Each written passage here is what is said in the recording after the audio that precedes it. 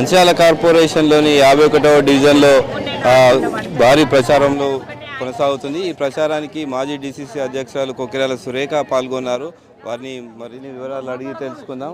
చెప్పండి అమ్మా, మొట్టమొదటిసారిగా అసలు ఈ కార్పొరేషన్లోనే ఒక సామాజిక సేవ చేసినటువంటి వ్యక్తికి ఎమ్మెల్యే ప్రేమ్ సాగర్ రావు గుర్తించి వారికి టికెట్ ఇవ్వడం జరిగింది. అసలు ఇట్లా గుర్తించడానికి కారణాలు ఏంటి? ఎందుకు ప్రేమ్ సాగర్ రావు ఇట్లాంటి మీద ప్రేమ చూపుతానంటే ఏం చెప్తారు?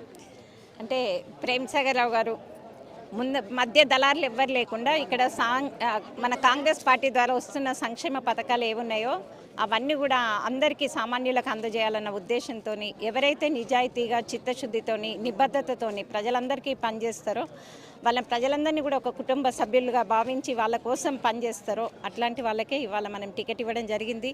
ఇక్కడ నీలి స్వప్న శ్రీనివాస్ గారికి మన 51వ డివిజన్లో, అట్లనే మన గోసేవ మండల్ ఆ ఏరియాలో కూడా ఒక సామాజిక కార్యకర్త ఆవిడ సరిత పూజాకి ఇవ్వడం జరిగింది. ఇంకొకటి జాఫర్ నగర్లో కూడా అందరికి అందుబాటులో తలలో నాలుకలా పనిచేసే జలీల్ వాళ్ళ అమ్మగారికి కూడా టికెట్ ఇవ్వడం జరిగింది. అంటే ఇక్కడ ఎవ్వరు కూడా మా దగ్గర పెద్ద పెద్ద పేరున్న నాయకులు అట్లాంటి వాళ్ళు కాకుండా ప్రజలందరికీ పనిచేసే వాళ్ళకే గుర్తించి మనం టికెట్లు ఇవ్వడం జరిగింది. ప్రేమ్ సాగర్ రావు గారు ప్రతి సందర్భంలో కూడా అంటారు, నాకు భారతీయులు కావాలంటారు. కమలా హాసన్ సినిమా ఏదైతుందో భారతీయులు సినిమా లాగా అట్లా ప్రజలందరి కోసం నిస్వార్థంగా సేవ చేసే వాళ్ళు కావాలి, అవినీతి అనేది ఉండకూడదు మన నియోజకవర్గంలో అని చెప్పేసి ఆయన కళ, దానికి అనుగుణంగానే ఇవాళ మనం టికెట్లు ఇవ్వడం జరిగింది. ప్రధానంగా మేడం 51వ డివిజన్కి వచ్చినట్టయితే ఇక్కడ ఒడ్డెర కాలనీ ఉంటుంది. ఈ ఒడ్డెర కాలనీలో చాలా నిరుపేదలు ఉంటారు. వాళ్ళకి ఇళ్ళ పట్టాల సమస్య ఉంది. దాన్ని ఎట్లా తీర్చబోతున్నారు? మీరేం చెప్తారు? అంటే నేను కూడా చెప్పినాను, ప్రేమ్ సాగర్ రావు గారికి ఈ సమస్యల గురించి ఆయనకు అవగాహన ఉంది. ప్రతి సందర్భంలో కూడా మేము ఇక్కడికి రావడం, ఇక్కడ మంచినీళ్ళ సమస్య ఉంది, ఇళ్ల పట్టాల సమస్య ఉంది, చిన్న చిన్న గుడిసెల లాంటి ఇళ్లలో జీవిస్తున్నారు అందరు కూడా. ముఖ్యంగా పారిశుద్ధ్య సమస్య ఉంది. వీళ్ళందరికీ కూడా ఇల్లు, వాళ్ళకు ఒక సొంత ఇల్లు ఏర్పాటు చేయాలన్న కళ ప్రేమ్ సాగర్ రావు గారు ఆయనకు ఉంది.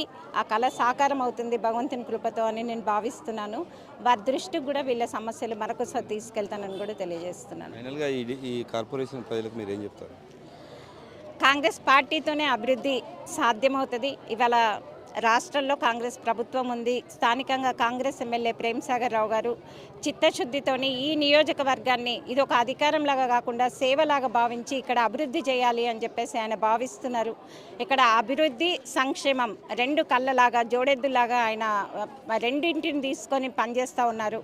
ఇంకొక 50 ఏళ్ళ తర్వాత కూడా ఏవైనా పనులు చూస్తే ఇవి ఫలానా ప్రేమ్ సాగర్ రావు చేసిపోయిండు అని ప్రజలందరూ గుర్తుంచుకునే విధంగా ఆయన పెద్ద పెద్ద పనులన్నీ చేస్తున్నారు. హాస్పిటల్ నిర్మాణం కానీ, మహాప్రస్థానం కానీ, విద్యకు స్కూల్స్కి వీటికి ఇచ్చే గ్రాంట్స్ కానీ, కొత్త స్కూల్స్ ఏర్పాటు చేయడం కానీ, ఇట్లాంటివి ముఖ్యంగా రోడ్ వైడనింగ్ కూడా జరగబోతుంది. 6 లేన్ రోడ్డు కూడా అవుతుంది.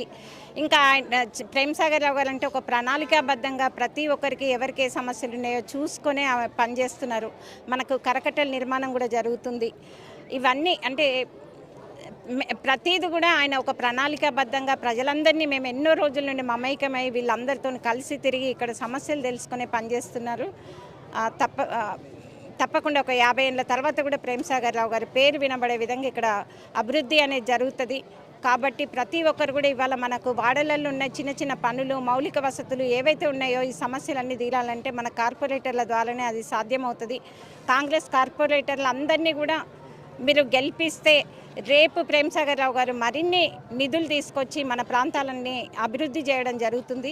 కాబట్టి ప్రతి ఒక్కరు కూడా కాంగ్రెస్ పార్టీ కార్పొరేటర్ అభ్యర్థులకు ఓటేసి భారీ మెజార్టీతో గెలిపించండి అని పేరు పేరున అభ్యర్థిస్తున్నాను. జై కాంగ్రెస్. Thank you madam. 51వ డివిజన్ కార్పొరేటర్ అభ్యర్థి నీలి స్వప్న శ్రీనివాసులు ఉన్నారు. చెప్పండి, ప్రజలకు ఎట్లా పోతున్నారు? వారికి సమస్య ఎలా తీర్చబోతున్నారు?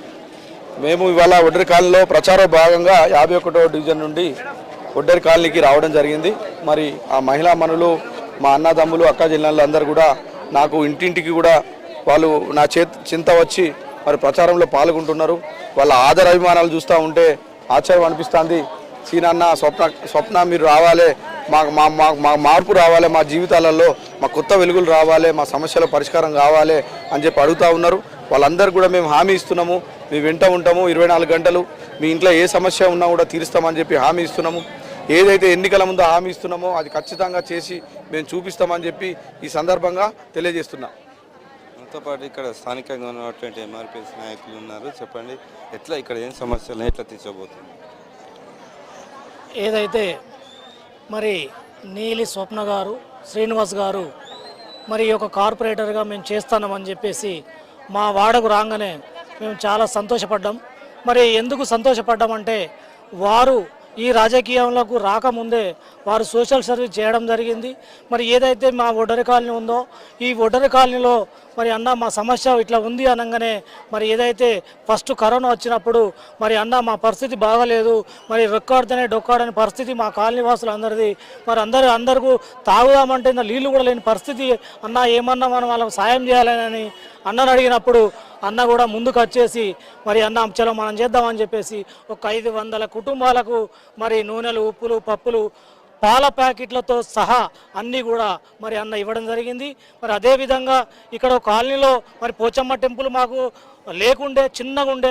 ఈ యొక్క పోచమ్మ టెంపుల్ కట్టుకోవడానికి అన్న అడగకముందే ఒక 51,000 రూపాయలు కూడా వారు ఇవ్వడం జరిగింది. అదేవిధంగా మరి కాలనీలో అన్న మాకు ఇబ్బంది అవుతుంది అన్నప్పుడు ఒక టెంటు సామాను కూడా కొనియడం జరిగింది. అదేవిధంగా మరి సౌండ్ సిస్టమ్ బాక్సులు కూడా మాకు కొనియడం జరిగింది.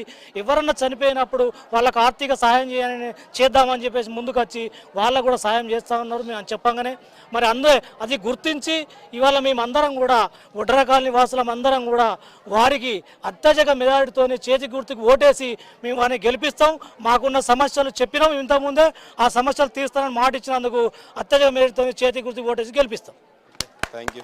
మంచిర్యాల నియోజకవర్గ ఎమ్మెల్యే మాత్రం ఈ ఒడ్డరికాలకు సంబంధించిన విషయంలో మాత్రం ప్రభుత్వం దృష్టికి తీసుకొచ్చి ఖచ్చితంగా వీరికి న్యాయం చేస్తాము, రాబోయే రోజుల్లో ఈ ప్రాంతాన్ని, ఈ మంచిర్యాల నియోజకవర్గాన్ని 50 ఏళ్ళలో గుర్తుండేలా అభివృద్ధి చేస్తాం. పేదలకు సేవ చేసేటువంటి నాయకులకు మాత్రం ఇక్కడ టికెట్ ఇవ్వడం జరిగింది. ఖచ్చితంగా మీరు 60 డివిజన్లలో మాత్రం 60 మంది కార్పొరేటర్లను భారీ మెజార్టీతో చేతి గుర్తుకు ఓటు వేసి గెలిపించాలని చెప్పి మనతో పాటు మాజీ డిసిసి అధ్యక్షురాలు కొకిరాల సురేఖ తెలిపారు.